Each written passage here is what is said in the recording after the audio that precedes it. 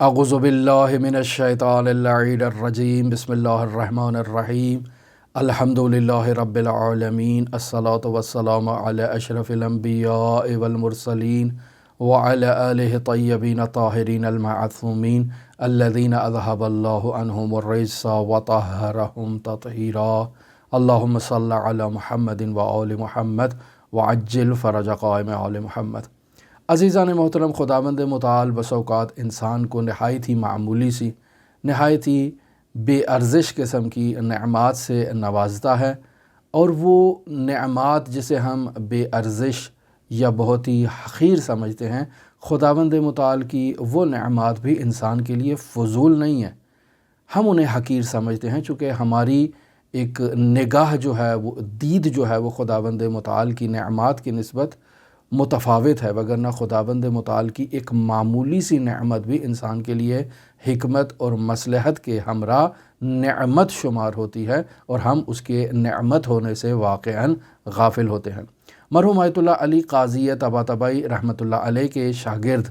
مرحوم آیت اللہ قاضی کے ساتھ مسجد سہلہ میں موجود ہیں، اور بس اوقات شاگرد اساتید کے ساتھ سفر کرتے ہیں تاکہ ان سے کچھ آداب بندگی کو سیکھا جائے، ان سے کچھ آداب عبادت کو سیکھا جائے، لہٰذا یہ شاگرد مرحوم قاضی کے ساتھ مسجد سہلہ میں موجود ہیں۔ بیان کرتے ہیں کہ آیت اللہ علی قاضی طباطبائی مسجد سہلہ میں مقام حضرت ابراہیم میں موجود ہیں اور وہاں نماز پڑھ رہے ہیں۔ نماز کی حالت میں جب قنوت کے لیے یوں ہاتھ بلند کرتے ہیں خداوند متعال کی بارگاہ میں، تو ایک عرب وہاں سے آتا ہے اور ایک فلس کا سکہ مرحوم قاضی کے ہاتھ پہ رکھ کے چلا جاتا ہے۔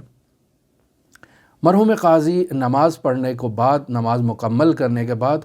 اس ایک سکے کو نہایت ہی احترام کے ساتھ اپنی جیب میں ڈال لیتے ہیں، اور نماز کے بعد اس طالب علم کی طرف متوجہ ہو کر اسے کہتے ہیں کہ اللہ بسا اوقات انسان کو معمولی سی نعمات عطا کرتا ہے۔ یہ نعمات معمولی نہیں ہوتی ہیں، بہت باارزش نعمات ہیں، بہت قیمتی نعمات ہیں، ان میں بھی اللہ کی بہت ہی مصلحت اور حکمت موجود ہوتی ہے۔ یہ اس کو درس دے دیتے ہیں اور پھر مسجد سہلہ سے مسجد کوفہ کی طرف کوچ کرتے ہیں۔ اب آیت اللہ قاضی جب مسجد کوفہ میں پہنچتے ہیں تو ہم پہلے آپ کی خدمت میں بیان کر چکے ہیں کہ مرحوم قاضی کے پاس مسجد سہلہ میں بھی کمرہ موجود تھا عبادت کے لیے، اور مسجد کوفہ میں بھی کمرہ موجود تھا جہاں وہ اللہ کی عبادت کیا کرتے تھے۔ مسجد کوفہ میں جب وہ پہنچتے ہیں تو وضو کی خاطر وہ وضو خانے کی طرف بڑھتے ہیں، اور جیسے ہی وضو خانے کے قریب پہنچتے ہیں تو دور سے مشاہدہ کرتے ہیں کہ نجف اشرف کی ایک نہایت ہی جلیل القدر علمی شخصیت وہاں پہلے سے موجود ہیں وضو کرنے کے لیے۔ آیت اللہ قاضی جب انہیں مشاہدہ کرتے ہیں تو الٹے پیر واپس نکل جاتے ہیں وہاں وضو خانے سے، اور مسجد کے باہر اس قدیمی دور میں لوگ لوٹے پر کر کے رکھا کرتے تھے تاکہ لوگ انہیں خریدیں پانی سے بھرے ہوئے اور وضو کریں۔ تو مرحوم قاضی وہ ایک فلس کا سکہ نکالتے ہیں اور اس سکے کی مدد سے ایک لوٹا پانی کا بھرا ہوا خریدتے ہیں، اس سے وضو کرتے ہیں۔ تجدید وضو کرنے کے بعد مرحوم قاضی واپس مسجد میں داخل ہو جاتے ہیں اور اپنے حجرے کی طرف، جہاں انہوں نے عبادت کرنی تھی، ذکر کرنا تھا، ورد کرنا تھا، اس کمرے کی طرف بڑھتے ہیں۔ راستے میں اپنے شاگرد سے کہتے ہیں کہ آپ نے پہچانا وہ شخصیت کون تھے؟ وہ نجف اشرف عراق کے ایک بہت ہی جلیل القدر عالم تھے، اور میں وہاں سے واپس اس وجہ سے پلٹا ہوں کہ میں وہاں نہیں چاہتا تھا کہ وہاں جاؤں تو میری ان سے ملاقات ہو جائے۔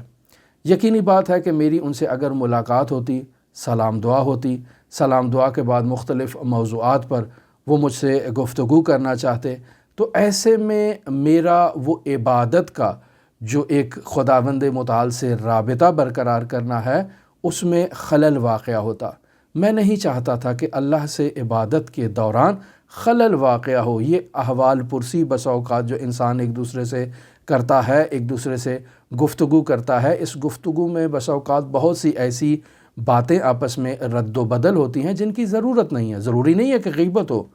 ضروری نہیں ہے کہ گناہ پر مشتمل ہو، لیکن غیر ضروری باتیں ہوتی ہیں۔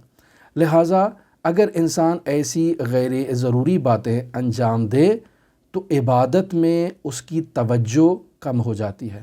خداوند متعال سے رابطہ قائم کرنے کا جو ایک حال ہے انسان میں، وہ اس میں خلل واقع ہوتا ہے۔ حضور قلب میں نہایت ہی نمایاں خلل واقع ہوتا ہے۔ تو آیت اللہ قاضی اپنے اس شاگرد کو سمجھا رہے ہیں کہ اگر میں وہاں جاتا وضو کرنے کے لیے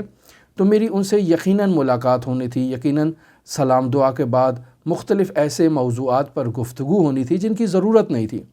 اور اس گفتگو کے نتیجے میں عبادت پروردگار، ذکر پروردگار کے درمیان ایک خلل واقع ہوتا،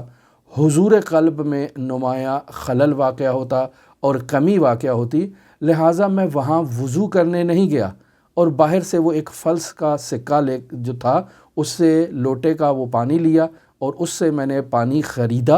اور وہاں میں نے وضو کیا، اور اب اپنے کمرے کی طرف جا رہا ہوں۔ تو تمہیں یہ بتانا ہے کہ بس اوقات یہ معمولی سا سکہ جو اللہ نے مجھے دیا یہ ایک عظیم نعمت تھی، لیکن اس وقت بہت ہی حقیر، بہت ہی معمولی دکھائی دے رہا تھا، لیکن حقیقت میں یہ معمولی سکہ من حیث لا یحتسب خداوند متعال کی ایک بہترین نعمت تھی۔ خداوند متعال نے اپنے خزانے غیب سے یہ سکہ ہم تک منتقل کیا تاکہ ہم اللہ کی عبادت میں خلل کو واقع نہ کریں۔ تو یہ نعمت بہت بڑی نعمت ہے، اور اس سے بڑی نعمت اس وقت کیا ہو سکتی ہے؟ لہٰذا ہماری دعا ہے کہ خداوند متعال ہمیں بھی اس بات کی طرف توجہ کرنے کی توفیق عطا فرمائے کہ یہ جو کہا جاتا ہے کہ انسان نماز سے پہلے خود کو آمادہ کر کے بیٹھ جائے اور توجہ کرے کہ وہ کس کی بارگاہ میں حاضر ہو رہا ہے، اور تمام دنیاوی مشغلوں کو، مصروفیتوں کو، اور تمام دنیاوی جو تصورات ہیں ان سے خود کو خالی کر کے اپنی توجہ کو خداوند متعال کی طرف متوجہ کرے، تاکہ اس میں نماز پڑھنے کا ایک حال پیدا ہو، ایک حضور قلب ایجاد ہو۔ خداوند متعال سے رابطہ قائم کرنے کے لیے اس بندے میں، اس عبد میں ایک ربط سا ایجاد ہو، تاکہ یہ درست حضور قلب کے ساتھ خداوند متعال کی عبادت کر سکے۔ یہ کس قدر ضروری ہے۔ اور اگر ہم دوسروں سے خوش گپیاں کریں مسجدوں میں جا کر، اور دوسروں سے احوال پرسی کریں، اور ایسی گفتگو جو غیر ضروری ہے، ضروری نہیں حرام ہو، گناہ پر مشتمل ہو، غیر ضروری ہے،